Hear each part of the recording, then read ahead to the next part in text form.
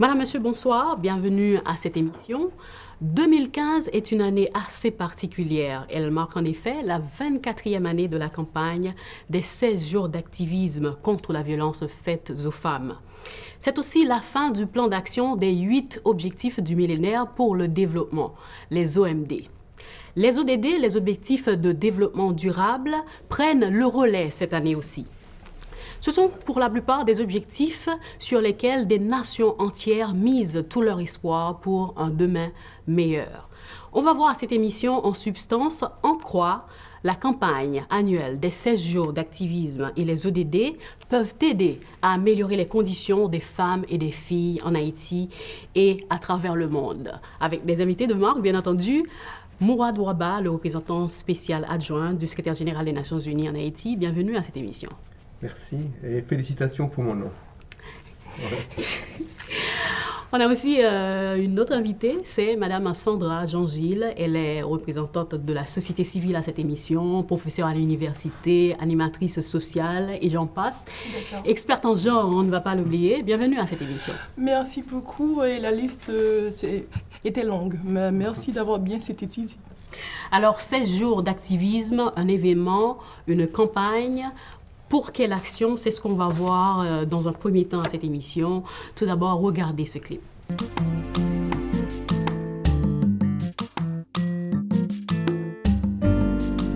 Causer 16 jours d'activisme contre violence aux femmes a commencé dans l'année 1991. Et c'est Centre pour leadership femmes qui coordonne. Qui donc, année 2015, ça a fait 24 ans depuis la campagne s'est lancée. 16 jours a commencé sorti 25 novembre pour arriver 10 décembre.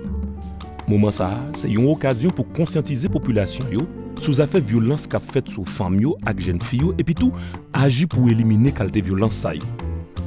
Une femme sous toi dans le monde victime de violence physique ou bien violence sexuelle. En pile dans zak ça c'est moun qui proche qui fait sous dans la rue, dans caille, dans moment pays chaud, les qui gagne la guerre tant coup les qui gagne la paix. On nous toutes mettre tête ensemble pour nous finir avec violence qu'a fait sur femmes. C'est sous thème ça, secrétaire général des Nations Unies invité nous enranger le monde. Orange, c'est couleur utilisé pendant toute période campagne 16 jours ça. C'est symbole lion avenir qui pi bon côté violence qui pas gain place. Pendant 16 jours ça, c'est moment pour nous toutes qui pas dans ces collés avec violence, tout profiter montrer ça avec couleur orange là.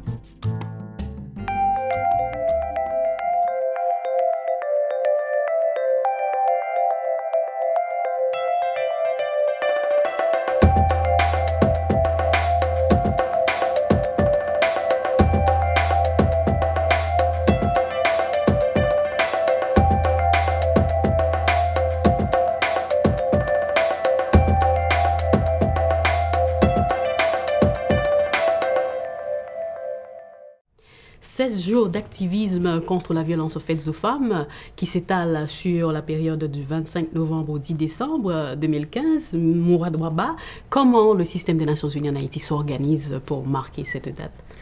Peut-être qu'avant de commencer, je pourrais revenir sur un autre anniversaire. Et 2015 est aussi le 20e anniversaire de la conférence de Pékin justement sur les femmes, sur leur rôle dans le développement, sur leur rôle en politique. Et je cite Pékin parce que je pense que la conférence mondiale des femmes a replacé le problème dans sa vraie dimension. Nous avons effectivement un problème de violence faite aux femmes et aux filles, j'aimerais souligner, mais ce problème ne serait résolu que si nous arrivons à sortir les femmes d'un autre cycle de violence, qui est un cycle de violence qui est la pauvreté. Mais peut-être pour revenir à votre question originale, les Nations Unies veulent célébrer cet anniversaire, cet événement, avec la société haïtienne par plusieurs manifestations. Nous avons tout d'abord des manifestations culturelles, des débats comme celui que nous avons aujourd'hui, et je me fais une joie.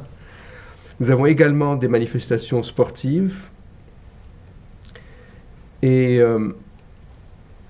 nous avons des activités de développement, une visite de la prison des femmes également, et tout ceci placé, je pense, sous un signe, vous allez me pardonner mon créole, qui est très très faible, mais avec les femmes, Haïti Jam. Voilà. Haïti Jam. Jam. Voilà. L'accent est... Donc Haïti plus fort, avec la participation des femmes. Et Sandra Jean-Gilles, je suppose que c'est une période de réflexion et d'action aussi au sein de la société civile en Haïti, la société civile que vous représentez ce soir à l'émission. D'accord, oui, en fait, je pense que c'est une... Pour rebondir un petit peu sur ce que l'autre invité, donc le nom, je ne me risque pas, donc il disait tout à l'heure, moi je pense que c'est à la fois, il y a une dimension très institutionnelle, donc, mais il y a également aussi une dimension stratégique et une dimension empirique, d'en savoir que ces 16 jours doivent véritablement arriver à une forme de synthétisation, de synthèse de l'ensemble des activités qui ont été faites, l'ensemble d'actions, d'activités de plaidoyer. Donc ce que les organisations en général, le mouvement féministe dans sa grande dimension aussi, dans sa richesse aussi, a mis sur le tapis et comment on peut véritablement faire valoir tout ça durant cette période. Pour moi, c'est pas juste une dimension calendaire, c'est-à-dire 16 jours d'activisme aussi. Pour moi, c'est d'être véritablement un momentum annuel, sachant qu'on est dans une dimension plus de bilan, dans une dimension de prise en compte des responsabilisations qui n'ont pas été prises et surtout des ratés qui se sont faits en général dans le cadre de la lutte contre les violences en général, mais pour l'autonomisation et l'égalité entre les femmes et les hommes. Alors on passe à un autre moment très important dans cette émission. On va voir des statistiques de la violence que subissent les femmes au sein de leur foyer. Regardez.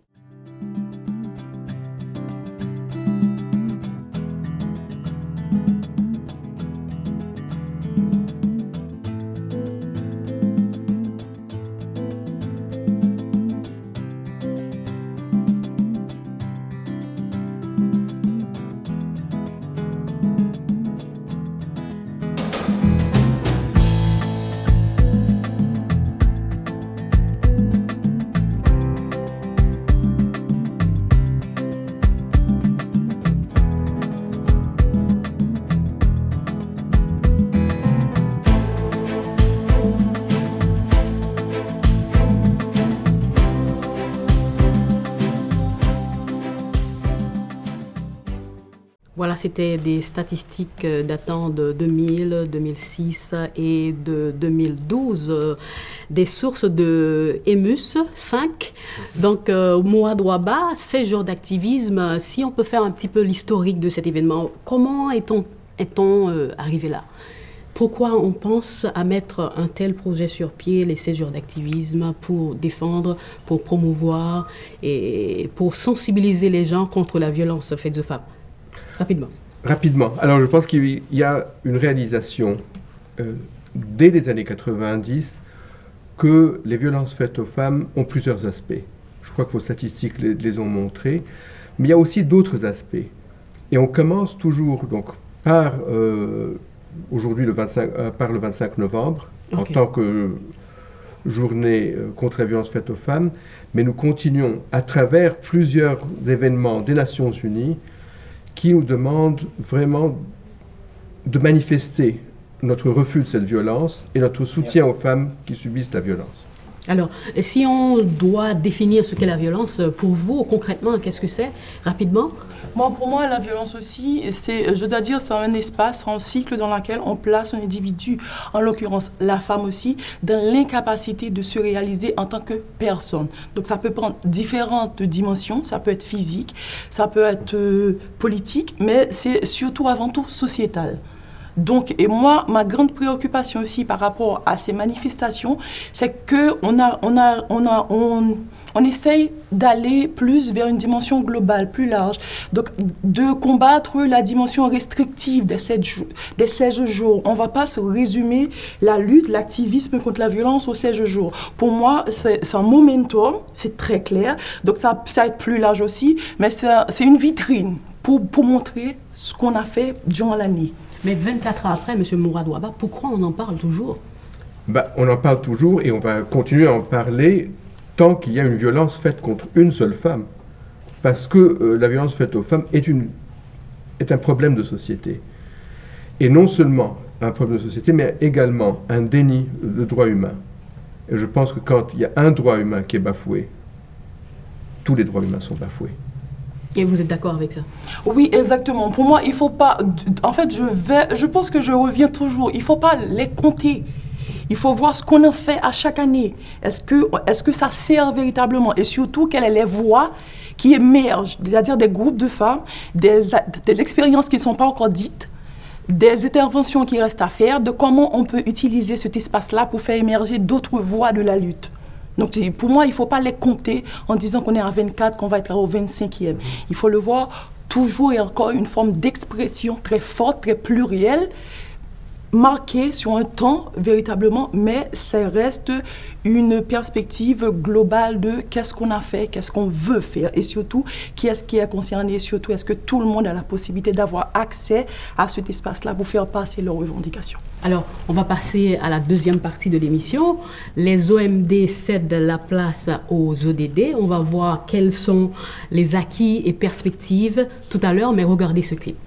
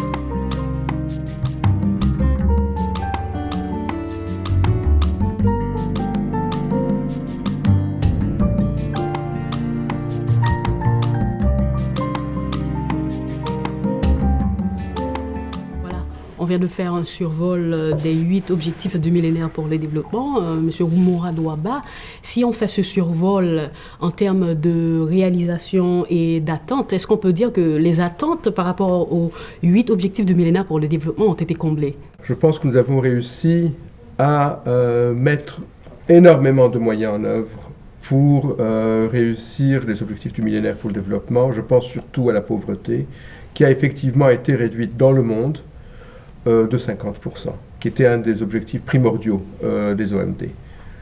Maintenant, il y a énormément à faire. Je me souviens, au début, en 2005, quand nous avions lancé l'idée des objectifs du millénaire, de réduire la pauvreté de 50%, quelqu'un m'avait demandé, et les autres 50%, qu'est-ce qui leur arrive? Ils continuent à être pauvres? Donc je pense que les objectifs du millénaire ont été réalisés, mais nous ont laissé sur notre faim. Je pense qu'il y a énormément à faire. Mais quelqu'un pourrait dire aussi, il reste à faire et pas totalement satisfait des résultats attendus. Donc, mais pourquoi maintenant adopter un nouveau plan, un nouveau programme, les ODD, les objectifs de développement durable? Je crois qu'il y avait plusieurs faiblesses dans les OMD.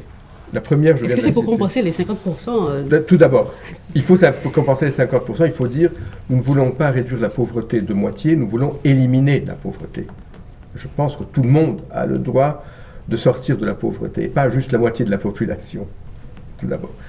Mais ensuite, les objectifs du millénaire pour le développement avaient été développés au siège des Nations Unies sur la base de conférences internationales, certes, mais comme prioritisation au sein des Nations Unies. Les objectifs du développement durable, au contraire, sont basés sur une série de débats, une série de contributions de tous les peuples du monde. Presque 100 millions de personnes ont participé à l'élaboration de ces objectifs. Donc je pense que les ODD reflètent beaucoup plus les besoins du monde tels que les peuples les expriment eux-mêmes. Mais est-ce que c'est cela qui justifie autant d'objectifs, 17 par rapport aux OMD? Les gens ont beaucoup d'ambition. Donc je pense qu'il faut le faire. Mais il faut également peut-être couvrir certains objectifs qui n'avaient pas été pris en compte par les OMD. Je pense particulièrement à l'environnement, à l'emploi. Et je pense également à certains sous-groupes d'objectifs qui ciblent beaucoup plus particulièrement, par exemple, l'accès à la propriété des femmes n'avait pas été pris en compte dans les OMD et le sont et l'est dans les ODD. Donc je pense qu'il y a un développement théorique également. Finalement, peut-être qu'une avancée dans le développement des ODD est que tous les ODD se tiennent entre eux et ne sont pas des objectifs discrets comme les OMD. Donc, il y a beaucoup plus de synergie. Énormément de synergie. Et dans notre sujet aujourd'hui, pour commencer, je pense que l'élimination de la violence faite aux femmes est non seulement un objectif direct, mais passe également par l'autonomisation des femmes, qui est une réduction de la pauvreté, passe également par l'accès à la propriété, passe également par l'accès aux soins de santé, aux soins reproductifs, etc. Donc je pense que tous les objectifs sont reliés entre eux. Mais est-ce que c'est vrai, il y a des experts qui pensent qu'à travers ces 17 objectifs, on retrouve vraiment les 3 piliers du développement durable, à savoir le social, l'économie et l'environnement? L'environnement. C'est vrai.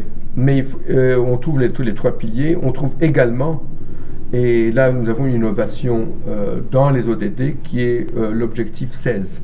L'objectif 16 qui vise à instaurer une société démocratique. Donc nous avons ajouté peut-être un objectif plus politique, plus sociétal dans la liste de développement, la croissance, le social et l'environnemental. Donc c'est paix, justice et institutions efficaces. Est-ce que c'est ce qui manquait au niveau des objectifs du millénaire pour le développement, l'aspect politique dont on sait qu'il occupe vraiment une place importante pour la stabilité des institutions et la poursuite des objectifs des gouvernements? D'accord. Moi, je pense aussi que je suis peut-être plus confortable avec les ODD que je l'étais avec les ODM. Donc, pourquoi? Donc, on voit bien les EMD aussi, c'est un peu très carré, c'était très rhétorique aussi, et même les indicateurs étaient très quantitatifs aussi. Donc, on était véritablement dans une rhétorique de programme. C'était surréaliste ou... Non, c'était pas surréaliste aussi, c'était très restrictif aussi. Donc, il y avait pas mal de facteurs, comme les facteurs sociétaux, les facteurs environnementaux, qui étaient effectivement mis de côté aussi, et qui a un peu expliqué aussi les résultats relativement mitigés sur les questions de genre aussi, sachant qu'il n'y a que 2 pays qui finalement sur les 130 ont réussi à avoir véritablement une intégration, on va dire, générale dans l'éducation, dans les questions de genre aussi, donc la question parité, on va dire, pas les questions de genre en général, parce qu'il y a d'autres aspects sur les questions de genre. Je pense qu'il est encore tôt aussi, donc les ODD sont très chauds, donc on vient de les avoir aussi, ils sortent du four. Donc, je pense qu'il va falloir attendre aussi, mais sachant que pour moi, mes préoccupations structurelles demeurent. C'est-à-dire quel est le mécanisme interpays qui vont être mis en œuvre. Voilà, on passe à la 3e partie de l'émission. On va voir spécialement la place des femmes et la question genre dans les ODD, les objectifs de développement durable. Mais d'abord, on va voir ce clip avec des statistiques et des témoignages de femmes et de filles victimes de violences. Regardez. Quelques chiffres dans quelques domaines qui montrent la situation femme comparée à la situation garçon dans le pays d'Haïti.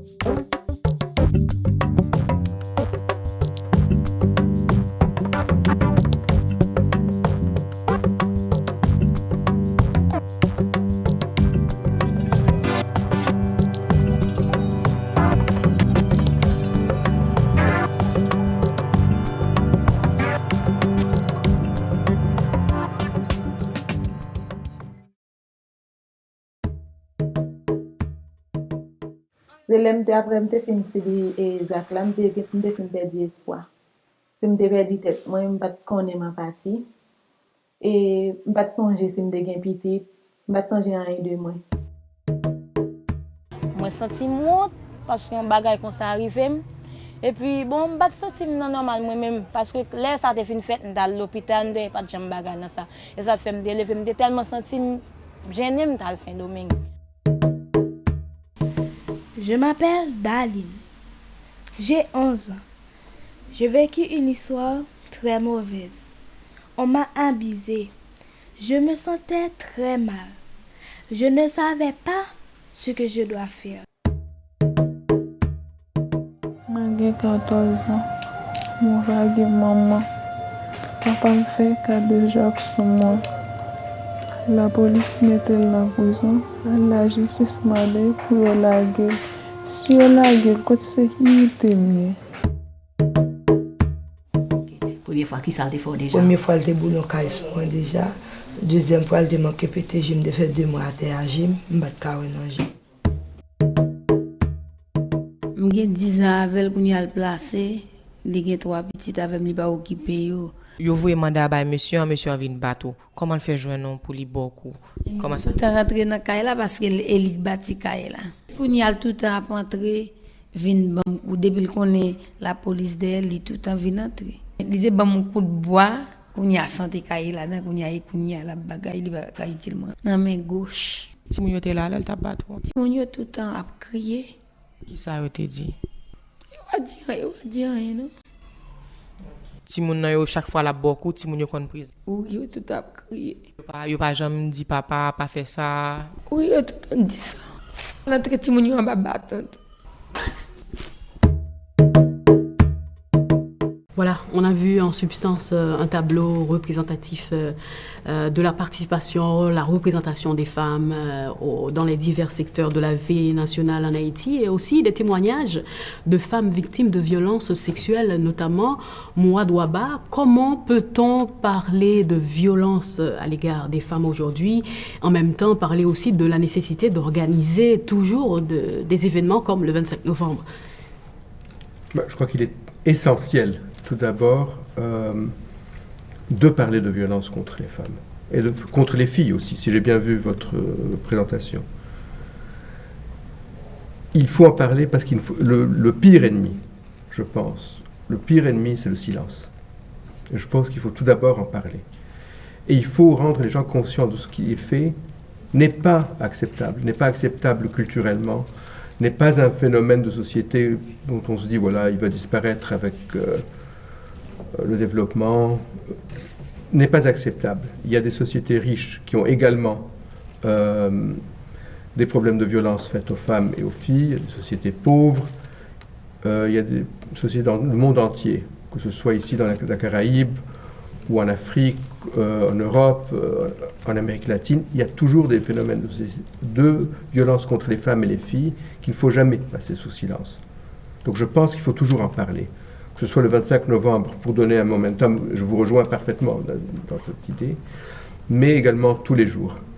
Mais Sandra, Jean-Gilles, vous pensez que les difficultés qu'il y a jusqu'à aujourd'hui, 24 ans après, là on parle du programme des 16 jours d'activisme, 24 ans après, s'il y a toujours des violences basées sur le genre, ici en Haïti et partout ailleurs dans le monde, est-ce que ça peut avoir des conséquences vraiment sur l'accomplissement des ODD ? Oui, moi, très certainement aussi. Ils sont fondamentalement liés. Donc, on ne peut pas... Bon, pour moi, les ODD doivent véritablement lutter, c'est-à-dire travailler dans ce sens-là. Pour moi, ce n'est pas juste une affaire de projet, de programme ou d'action spécifique sur ces questions-là. Donc, il faut le faire au niveau national, au niveau des politiques publiques. Il faut les cadres de référence aussi. Donc, Haïti a déjà travaillé dans ce sens-là. On doit continuer. On a la concertation nationale de la lutte contre la violence faite aux femmes aussi, qui a réduit à un pot de chagrin. Donc, moi, je pense que ce sont ce genre de mécanisme qui doit être redynamisé, revalorisé et intégré dans une perspective plus large de politique de lutte et non pas des actions éclatées, ciblées, émiettées, parce que le phénomène, il est ce qu'il est, très complexe, multiforme certes, mais très complexe, mais surtout, on voit bien les conséquences au niveau de cette petite fille de 11 ans, et donc il y a plusieurs dimensions à bien maîtriser. Et pour moi, ça peut être dans le sens de revaloriser, de donner une autre image, une autre identité au 16 jours d'activisme aussi. Donc c'est peut-être donner plus de latitude aux organisations qui travaillent, parce qu'il y a un système de prise en charge de la violence en Haïti. Moi je pense que l'idée c'est que ces 16 jours-là soient intégrés dans ce processus de prise en charge, compris et valorisé, et que toutes les organisations peuvent participer. Et elle a parlé de cadres de référence. Est-ce qu'on en manque en Haïti? Est-ce que souvent on dit qu'il y a des lois, mais les lois ne sont pas appliquées pour favoriser vraiment le bien-être des femmes en Haïti? Tout d'abord, sans vouloir faire une généralisation trop facile, je pense que le tout petit nombre de femmes dans les institutions représentatives en Haïti est un problème qu'il faut adresser. Je pense que nous allons avancer beaucoup plus vite, beaucoup plus efficacement, avec beaucoup plus d'efficacité, si nous prenons en compte que les femmes elles-mêmes ont un rôle dans les institutions de gouvernance, au Parlement, au Sénat, dans les ministères. Il faut qu'il y ait une plus grande sensibilité envers les problèmes mais qu'est-ce qui doit être fait? Parce que pour cette législature qu'on va avoir, on risque de ne pas avoir même 3 femmes parlementaires. Je sais. Et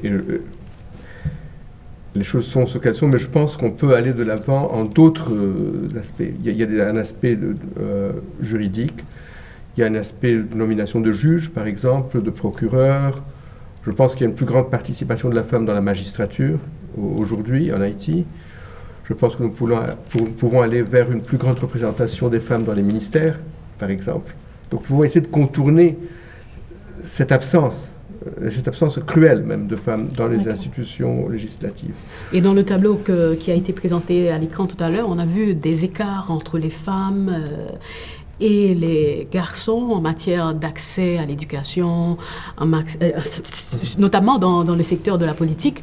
Qu'est-ce qu'on doit faire? Comment peut-on réduire cet écart? Moi, je pense que, donc je dois revenir aussi, si vous me permettez aussi, sur un événement historique aussi. Donc, ces élections en fait, c'est l'année des élections aussi, mais ce sont des élections qui sont faites après un apport historique. C'est-à-dire que maintenant, on est sous le principe du quota. Donc c'est historique en Haïti. Donc ce sont les premières élections qui sont organisées sur cette logique-là. Donc on essaye de comprendre ce qui s'est passé avec le quota. Et les premières réflexions aussi vont dans le sens de l'indigence des ressources qui étaient nécessaires pour matérialiser le quota. Donc ce qui s'est passé, on a veillé le quota dans les registres électoraux. On l'a pas suffisamment surveillé dans les registres des élus. Pour moi, il faut donner la parole à ces femmes-là. Elles ont compris ce qui se passait. Elles sont en mesure d'identifier ce qui doit être fait et surtout ce qui n'a pas marché. Mais concrètement, comment réduire, par rapport au tableau qui a été dressé devant nous tout à l'heure, comment réduire cet écart si l'on prend dans le secteur de l'économie, comment peut-on réduire l'écart entre la femme et l'homme haïtien? Moi, je pense qu'il faut déjà revisiter nos indicateurs.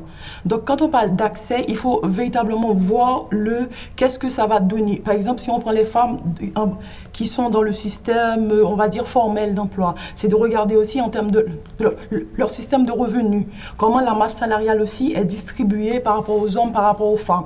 Il faut aller travailler finement et pas rester dans les grandes généralités comme si les femmes sont présentes dans l'administration publique, les femmes sont présentes dans le secteur privé. Non, il faut aller regarder, il faut trier, il faut entrecroiser les données. Ces femmes-là, elles ont accès à quel pourcentage des ressources qui sont mobilisées dans ces secteurs-là. On parle du budget national. Il faut mobiliser au moins 30% du budget national. On parle du budget des élections. Il faut mobiliser au moins 30% du budget des élections aussi qui va travailler dans ce sens-là. Donc, il n'y a pas photo. En 2030, il y a cette fameuse formule, si vous le permettez, 50-50, planète 50-50. Quels sont les pas à franchir? Mourad Rouaba? Pour revenir peut-être au cas ici, si vous le permettez, oui, parce que comme nous sommes ici, et sans vouloir me prononcer sur disons, les élections parlementaires, Je pense qu'il est très important, tout d'abord, de revoir ces statistiques qui sont très parlantes. Les statistiques que vous avez montrées ont montré une chose, avant même le Parlement, avant même l'accès au Sénat, au travail, c'est que le travail de la femme est surtout dans l'informel. Je pense qu'Haïti a fait d'énormes progrès en scolarisation, énormes progrès dans la parité en éducation. Et il faut le reconnaître. Je pense qu'il ne faut pas toujours voir le côté négatif. Il faut le reconnaître. Mais il y a énormément à faire dans le secteur informel.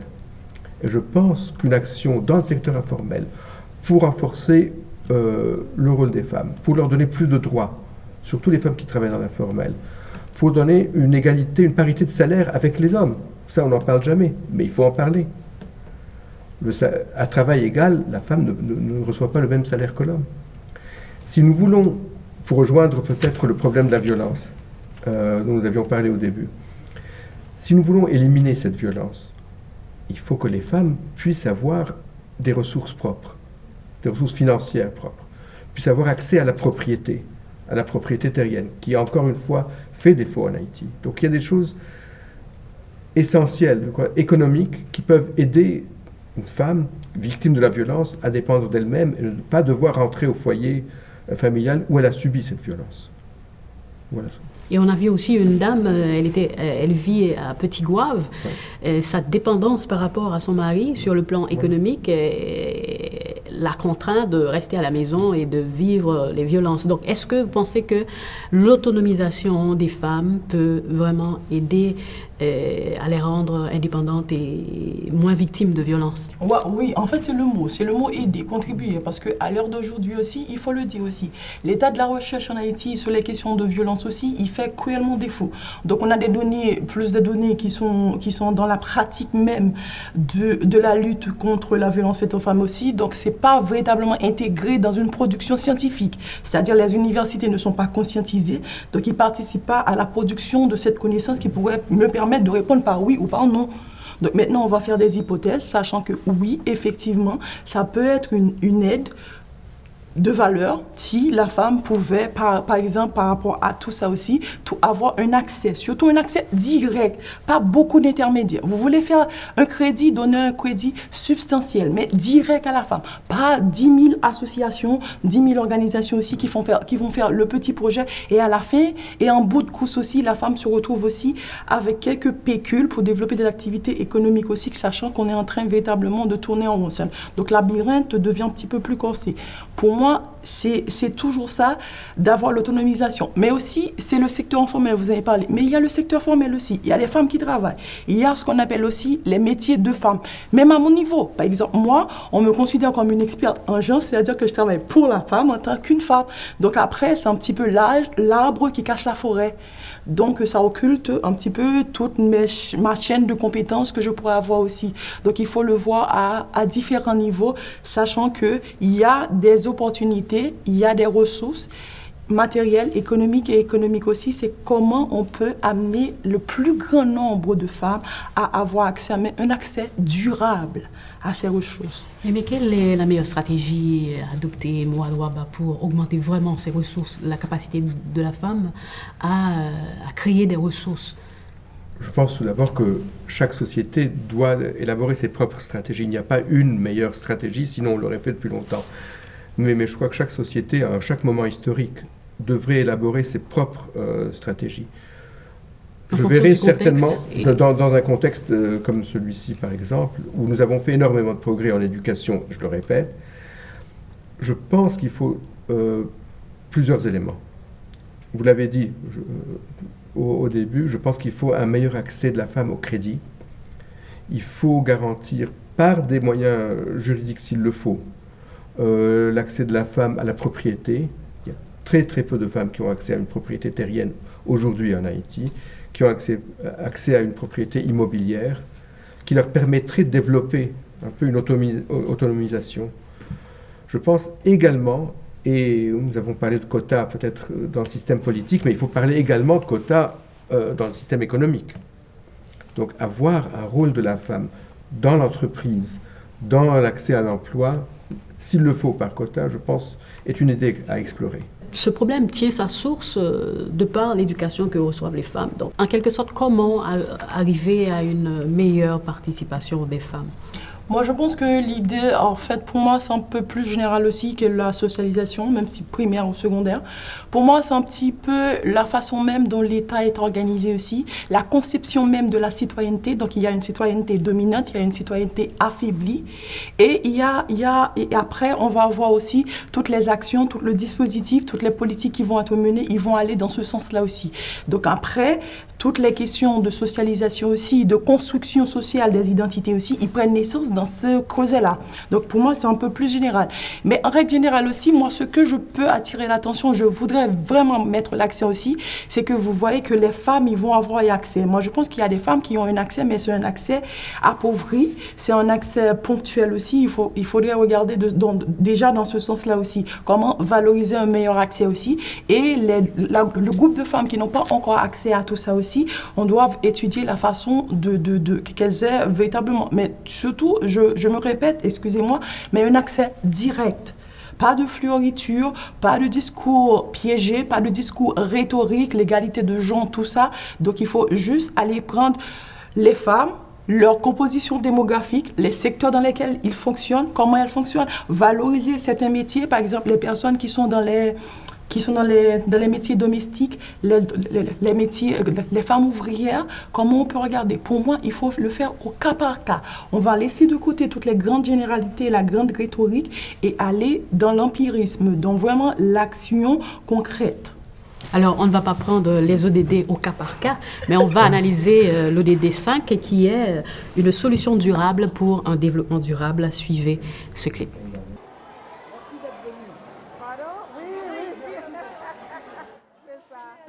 Programme ça, il rentrer en même temps tout dans l'effort que nous voulons faire pour corriger mesdames yo non accès que doit gagner à activité de développement dans la communauté yo, participation là dedans et en même temps tout faciliter que mesdames yo gagnent même chance avec monsieur yo dans question développement pays yo, dans question ressources pays yo, dans question professionnel yo dans pays tout.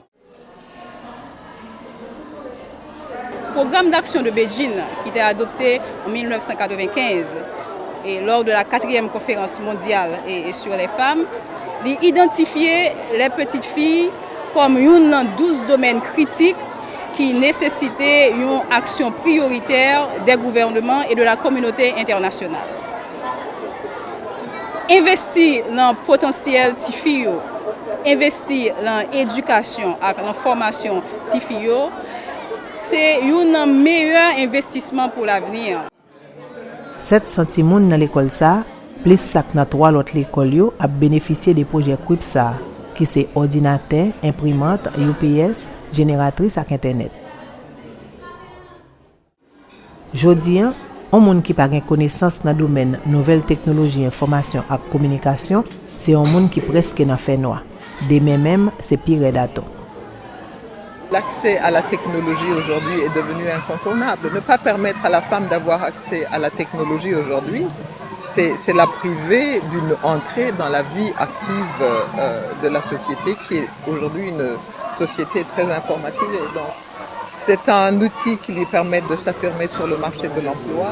C'est un outil qui lui permet de participer très activement aux côtés de l'homme à son propre développement, au développement de sa famille, de sa communauté et de nouveau au développement de la nation.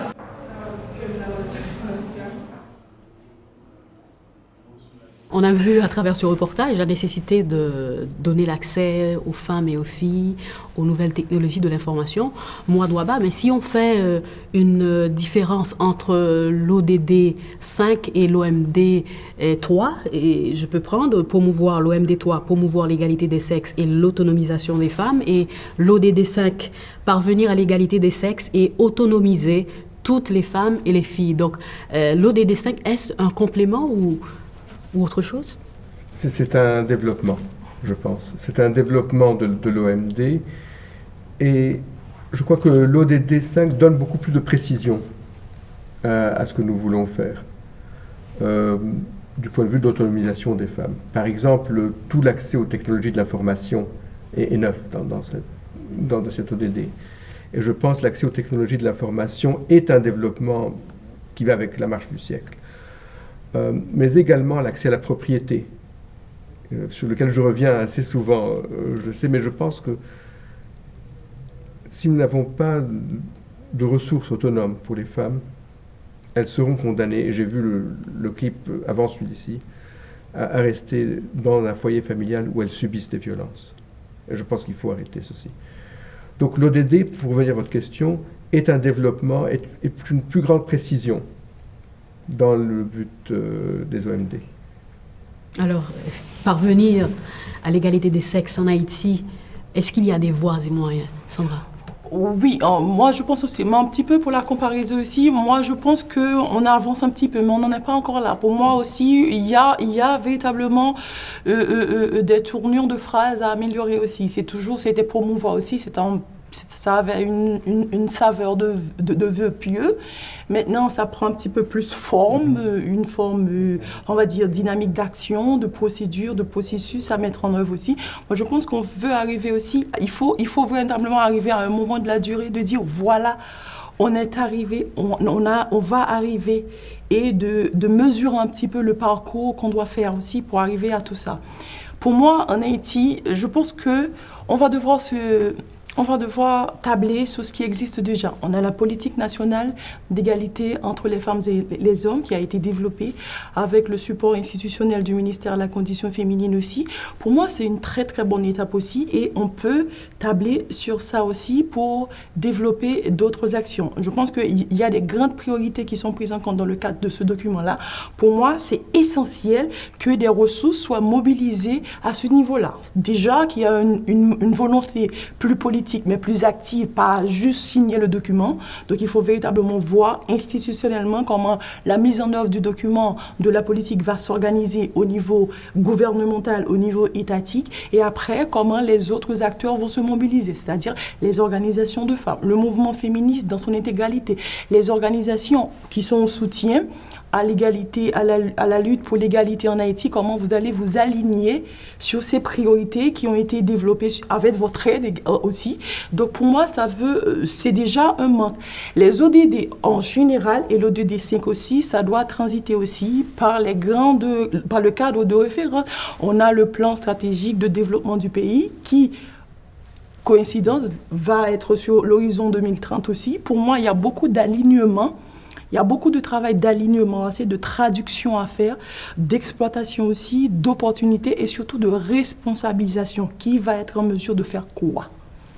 On a vu avec elle, les lignes stratégiques sont là et elles sont définies, la politique du gouvernement en la matière. Est-ce que cette politique aussi doit être proportionnelle à la mobilisation de tout le monde et qu'on trouve assez de ressources pour les mettre en application? Et qui doit faire le premier pas, d'après vous? Certainement. Il faut des ressources, et je pense que vous l'avez presque dit, mais je vais le compléter.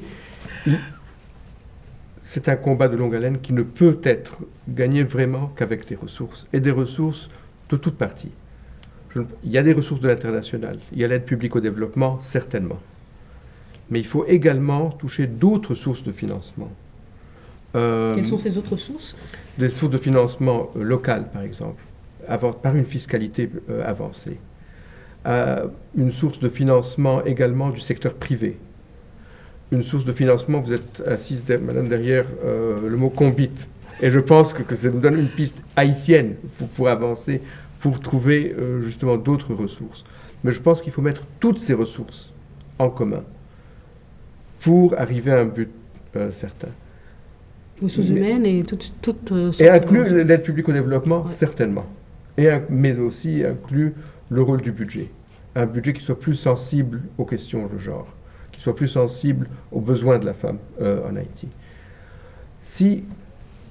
Peut-être que vous aviez parlé de priorité en Haïti, si je pouvais revenir sur une priorité qui, moi, me tient à cœur énormément, qui est la statistique. Les statistiques que vous avez citées, je crois, datent de 2005, 2010, 2012, avec l'enquête. Voilà, nous sommes déjà presque en 2016. Donc, si nous voulons avancer avec les ODD, surtout celui des femmes, il faut pouvoir les compter. Il faut compter chaque femme, voir ce qui se passe. Je pense qu'il y a une priorité à développer l'instrument statistique, également en Haïti, qui nous permette de mesurer nos efforts. Et que ce ne soit pas que des vœux pieux, des généralisations, etc., mais que nous puissions mesurer ce que nous faisons. Et le dire beaucoup plus spécifiquement. Et la mesure du succès passe par le développement de la statistique. Et à quoi cela va nous servir quand on sait à qui on a affaire, combien de femmes, combien de foyers, combien d'enfants, quels sont les besoins? Bon, pour moi, ça va nous aider à véritablement affiner l'action globale, savoir qu'est-ce qu'on peut faire, sachant que le problème, il est démystifié. Donc, on sait véritablement de quoi l'on parle. Après, il y a les statistiques aussi, mais pour moi, il y a des statistiques. C'est la question du traitement. Parce que là, je voulais revenir aussi, si vous me permettez aussi, l'accès à la technologie, c'est très bien, mais l'accès à l'information aussi, il faut, de l'autre côté aussi, donner la possibilité aux femmes de produire cette information.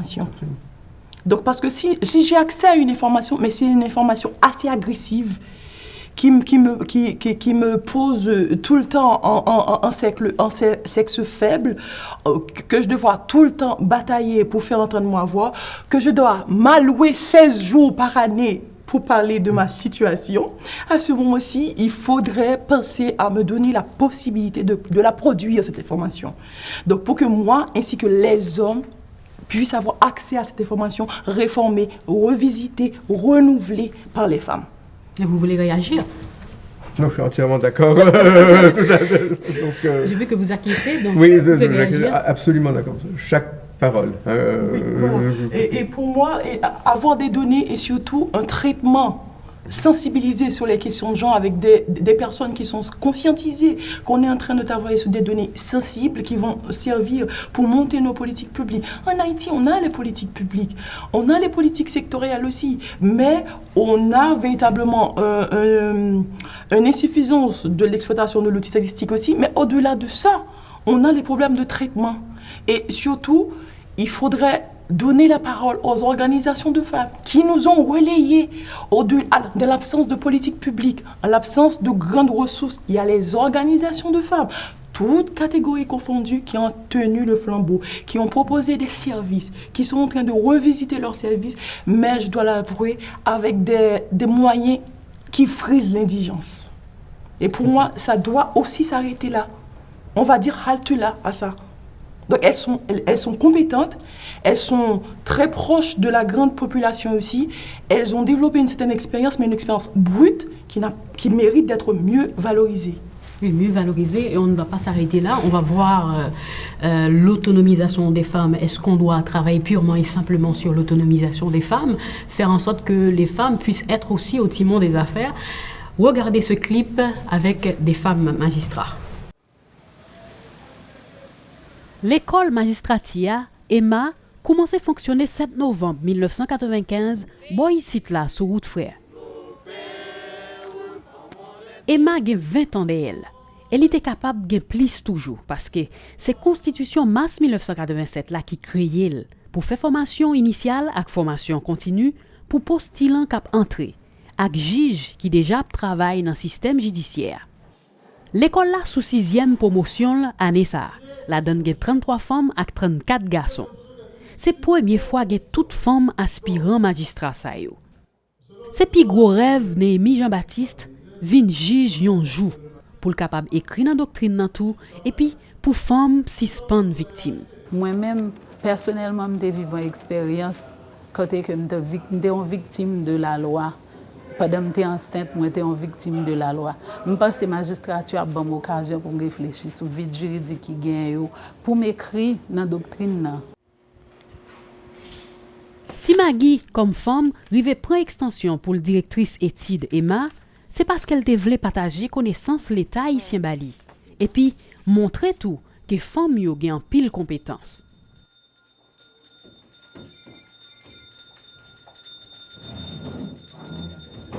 Femme juge yo traiter tout dossier en général, même genre tout juge, avec la loi comme boussole yo. J'étais juge d'instruction au tribunal de première instance de Port-au-Prince. Et voilà une petite jeune fille de 15 ans qui était côté que le dossier vient même. Qu'est-ce qui s'est passé, c'est que il a été violé par son père. Donc vraiment, c'était vraiment dur pour moi.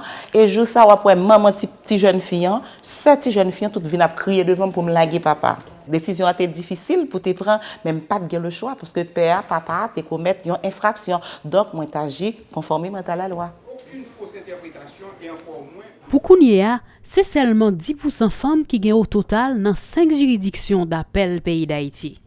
D'après le directeur Emma, dans 10 à 15 ans encore, le pourcentage de femmes juges pour l'augmenter. On a vu l'augmentation des femmes aspirantes à être juges à la cour d'appel, juges d'instruction. Donc on a vu à l'école, le nombre a augmenté, 33 femmes et 34 garçons. Donc c'est du jamais vu à l'école de la magistrature. Mais Mourad Ouaba, autonomiser les femmes et les filles, est-ce vraiment une nécessité? Absolument. C'est une nécessité pour leur donner les moyens de se défendre elles-mêmes contre ce cycle de violence qui les agresse au quotidien. Je pense qu'il est très important d'autonomiser les femmes et les filles, qu'elles ne soient pas obligées de rentrer dans un foyer, dans une situation où elles sont victimes de violences. Je pense également, par exemple, et on ne l'a pas encore assez étudié, au rôle de la femme dans l'informel, où la femme est dominante en tant qu'emploi. Également là, il faut donner à la femme les moyens de s'autonomiser, de pouvoir résister à une violence parfois excessive, comme nous l'avons vu là. Et je veux peut-être revenir un peu sur mes mots, si vous me permettez. Oui. J'ai beaucoup parlé d'autonomisation, j'ai beaucoup parlé d'indépendance économique, le droit au travail, le droit à un salaire égal, etc. Mais il y a également, et surtout bouleversé par le témoignage sur la petite fille, il y a également un élément juridique. Il faut développer les instruments dans la police pour pouvoir arrêter ce genre de pratique. Et là, ce n'est pas l'autonomisation, c'est vraiment le droit, c'est l'état de droit et c'est la justice. D'accord, exactement. Je pense que je vais rebondir, permettez-moi aussi, parce que dès qu'on va parler d'autonomisation aussi, on va voir que tout va être centré sur la femme. Non, pour moi, il faut véritablement globaliser l'action aussi, l'étaler sur du large, alors vraiment large. Par exemple, on est en train de parler aussi d'une masse critique de femmes qui sont dans l'école, qui ont intégré l'école de la magistrature. Pour moi, il y a aussi les actes critiques. Donc, comment elles vont être conscientisées aussi sur les besoins des femmes en matière de justice? Est-ce que l'école, est-ce que le curriculum est resté sensible à ça? Et on a vu avec l'une des étudiantes, elle a dit qu'elle veut écrire dans... Voilà, il faut encourager cette production-là. Donc, c'est véritablement que la doctrine soit élargie sur ces questions-là. Encourager ces femmes-là, non seulement avec des praticiennes du droit aussi, mais des théoriciennes. C'est-à-dire qu'ils puissent construire avec les victimes aussi une nouvelle réalité par rapport à la justice. Pour moi, il y a... Mais comment peut-on faire ça? Je pense que l'idée, c'est de rétablir la femme dans ses droits en tant que citoyenne à part entière. Après, on peut avoir les lois qui vont s'aligner sur comment rétablir cette citoyenneté forte pour la femme aussi. L'autonomisation, c'est avoir accès aux ressources économiques. Vous parlez tantôt de l'informel. Moi, je vous dis pertinemment, on a essayé l'informel dans l'informalité pour cause. Parce que il y a un contentement de femmes aussi, donc véritablement, ça ne mérite pas une attention soutenue. Mais comment la femme peut être actrice et prendre carrément sa place? Il faut voir aussi la participation politique des femmes. Moi, je le dis, il faut des actes critiques. Il faut que plus de femmes conscientes et conscientisées puissent avoir des postes décisionnels, pas seulement politiques. Dans l'administration publique, dans le secteur privé, au sein des ONG, par exemple aussi. Donc là, vous êtes en train de travailler sur vos planifications stratégiques, annuelles, tout ça aussi. Il faut qu'il y ait des femmes qui soient conscientisées, qui peuvent devenir vos collaboratrices aussi et qui peuvent vous dire, écoutez, allez vous aligner sur des mandats gouvernementaux qui ont été visités par l'organisation. Est-ce que ça ne commence pas concrètement au foyer même, dans les foyers? En fait, le foyer, il faut voir aussi, parce qu'en Haïti, par exemple, est-ce pourquoi je dis qu'il faut rétablir dans le droit? 40% des femmes vivent dans le concubinage qui, malheureusement, il y a une loi qui n'est pas encore votée.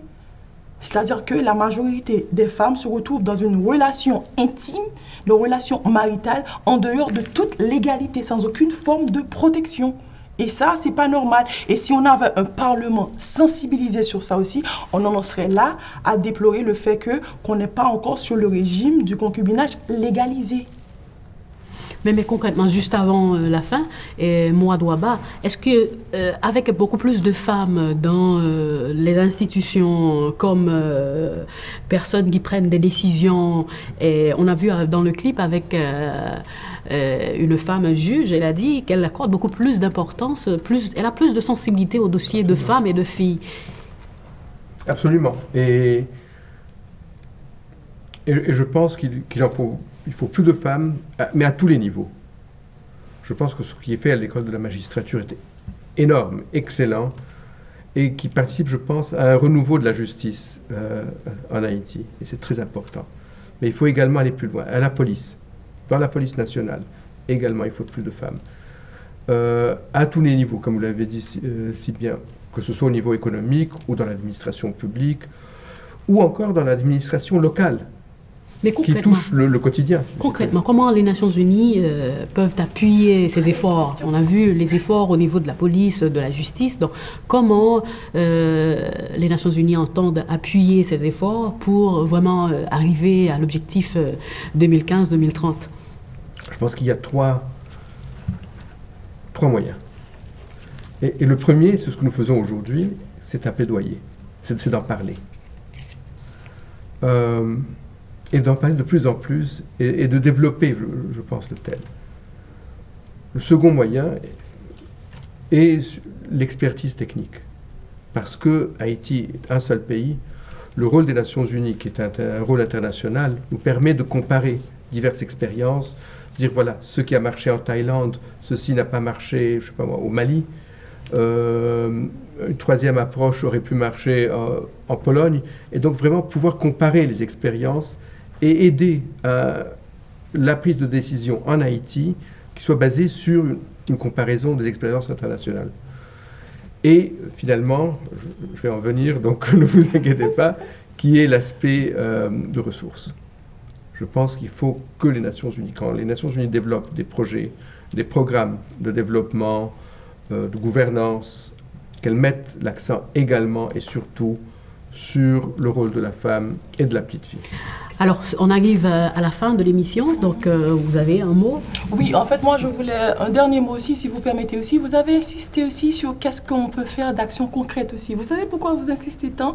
Vous voulez véritablement savoir quelles sont les actions concrètes aussi? C'est parce que les grandes actions qui sont menées aussi, il n'y a pas une prise en compte aussi des besoins des femmes et des besoins des hommes. Par exemple, on sait qu'en Haïti, on a des grands chantiers, soit dans l'hôtellerie, le tourisme, le secteur de l'infrastructure aussi. Donc, on est tout le temps en train de chercher où placer la femme. Alors, un dernier mot pour vous? Un mot peut-être. Il faut briser le silence. Il faut briser le silence. Voilà, c'est ici que nous mettons un terme à l'émission d'aujourd'hui. Merci infiniment de l'avoir suivi. À bientôt. Oui, vous pouvez boire. Non, arrêtez-y encore. Voici le verre.